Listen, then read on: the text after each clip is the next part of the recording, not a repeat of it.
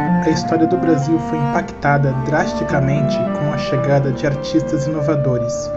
Num cenário de incertezas políticas e turbulências. Ah, não vamos contar assim, né?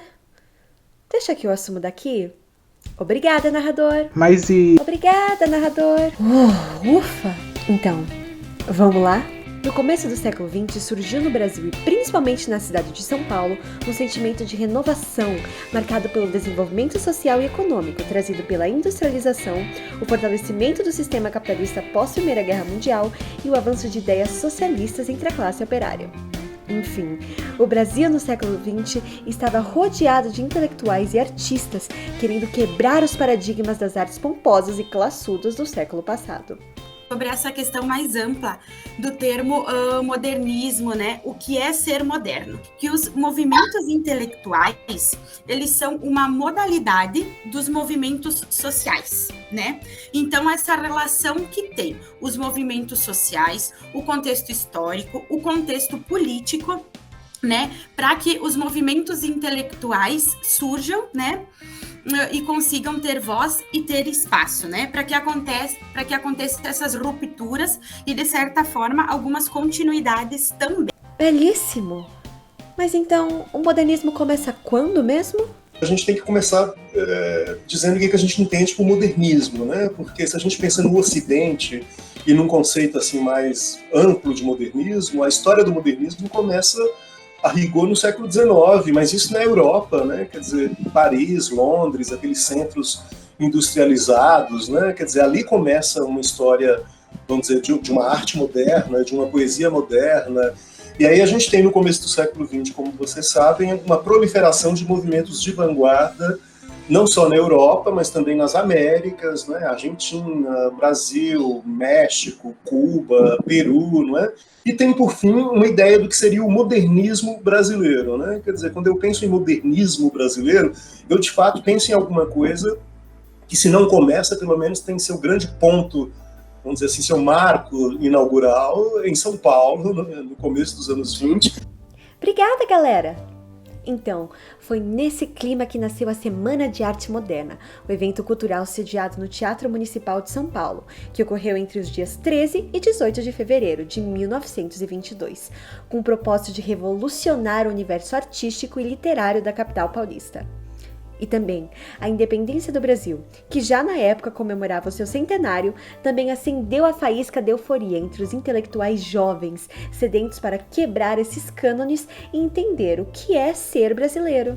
A Semana de 22, ela veio liberar a produção artística, a cultura brasileira daquelas amarras tradicionais, certo?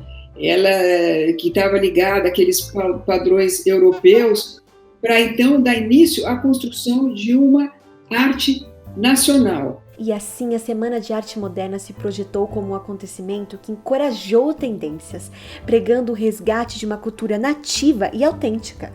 Os modernistas defendiam a inclusão do Brasil no progresso das grandes potências e lutavam pela brasileirização das artes plásticas e literárias. Ao mesmo tempo, os modernistas também questionavam a tradição nacional de importar práticas culturais.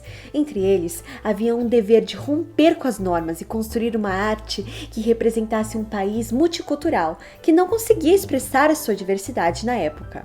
Já a cidade de São Paulo foi escolhida como palco para o movimento modernista brasileiro, ao contrário do Rio de Janeiro, a então capital do país. Mas isso por quais razões? A gente também pode citar um movimento modernista da Carioca ou do Grupo dos Boêmios, que ele vai acontecer na então capital do Brasil, o Rio de Janeiro, né? E ele também acontece no início do século XX. A diferença principal do movimento de São Paulo para o Rio de Janeiro foi a organização da Semana de Arte Moderna, né? Então, essa geração de intelectuais da semana, eles se reuniram para pensar isso em dias determinados, né? Existia um cronograma, coisa que não acontecia no Rio de Janeiro. O modernismo, muito rapidamente, ele se nacionalizou, e que isso é da natureza dele, né?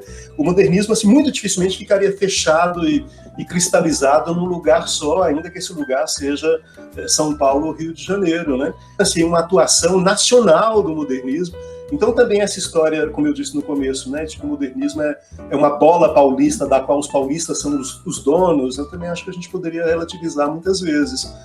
Porque, claro, isso tudo é produto dessas críticas, né, que vem muito também de outros estados, de achar que os seus movimentos talvez não tenham sido tão valorizados. Se isso ocorreu, tem uma razão, não é? Naquele contexto, não é, de diálogo com vanguardas, de descoberta de cultura popular, as outras, vamos dizer, os outros movimentos, eles ficaram na rabeira, né?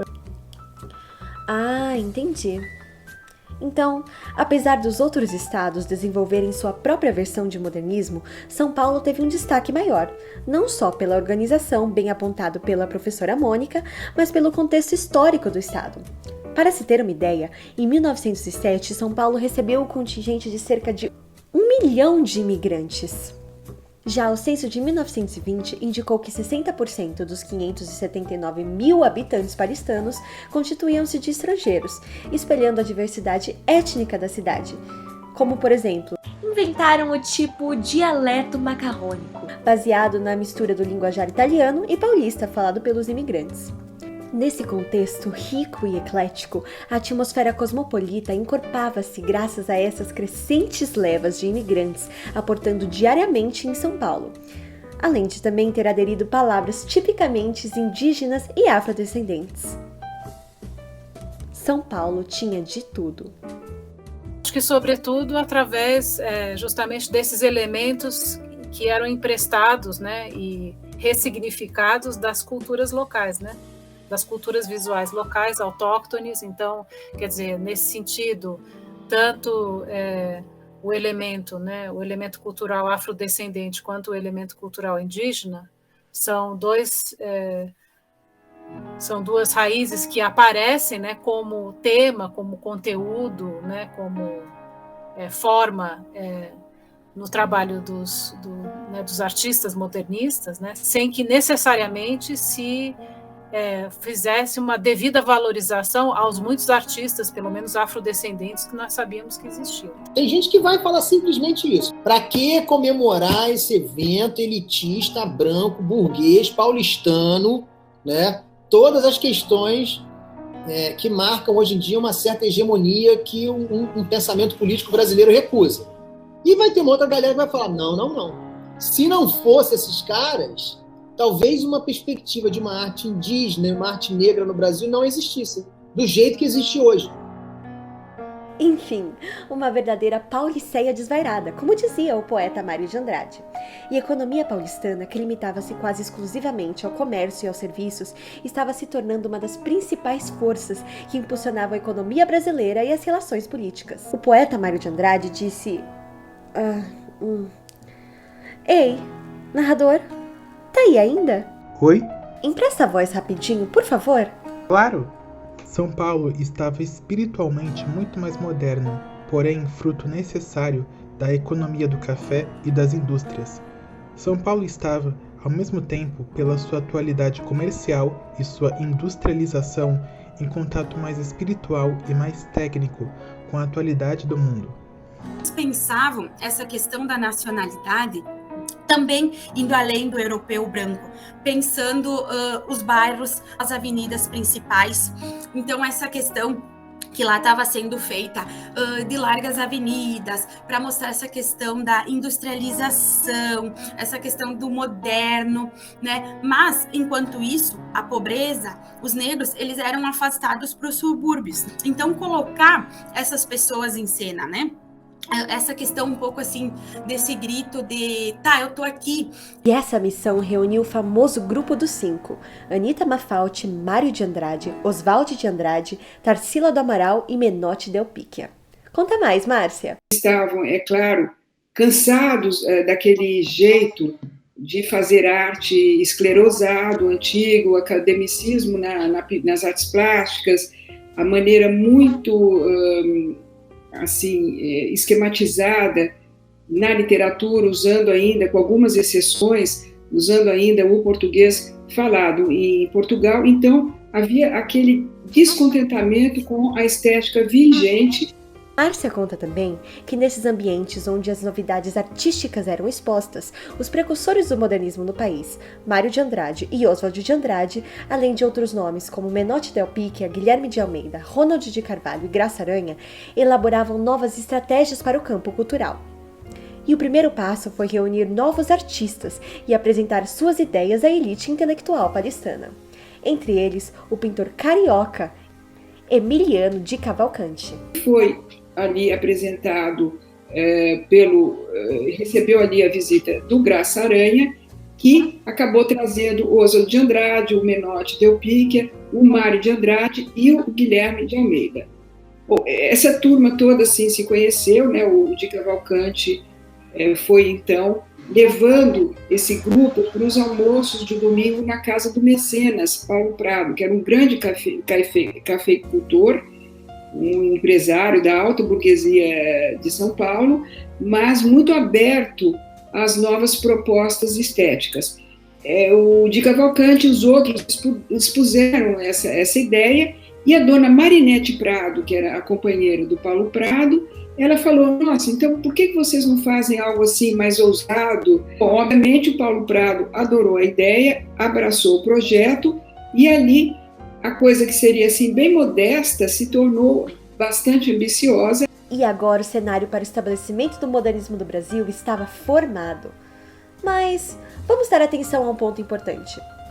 Por que o Teatro Municipal de São Paulo foi palco para o evento? Como São Paulo foi eleita a cidade-sede, os modernistas optaram pelo Teatro Municipal, inaugurado em 1911 para celebrar o centenário da independência. Além de sua arquitetura neoclássica e estilo eclético, o local foi palco para grandes apresentações de óperas por companhias europeias que na época realizavam grandes turnês pela América do Sul. O teatro era um orgulho para a elite paulistana, que também rivalizava com o Teatro Municipal do Rio de Janeiro, mas simbolizava para os modernistas um espaço perfeito para um evento revolucionário.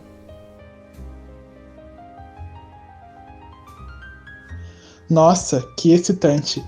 E o evento, creio que foi muito bem recebido, só pela coragem do espírito revolucionário, certo? Bom... Veja no próximo episódio: vaias com batata e tomate? Objetivos inalcançáveis? Como será que foi a semana de 22?